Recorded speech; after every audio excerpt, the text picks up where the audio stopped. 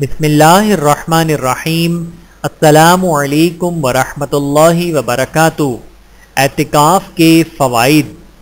Number 1، اعتکاف کرنے والے کے لیے شب قدر کی تلاشی اور اسے پا لینا آسان ہو جاتا ہے۔ نمبر 2، تہجد، شب بیداری اور تلاوت کی عادت پڑ جاتی ہے۔ نمبر 3، مسجد سے انسیت پیدا ہوتی ہے اور معتکف کا دل مسجد میں اٹکنے لگتا ہے، جو روز محشر اللہ کے عرش کا سایہ پانے کا ذریعہ ہے۔ نمبر 4، دنیا سے یکسوئی، اللہ کی طرف توجہ اور ذکر اللہ کی توفیق نصیب ہوتی ہے۔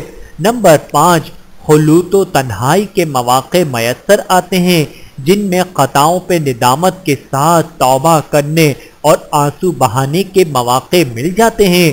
نمبر 6، معتکف فضول گوئی، نفسانی خواہشات اور گناہوں سے بچا رہتا ہے۔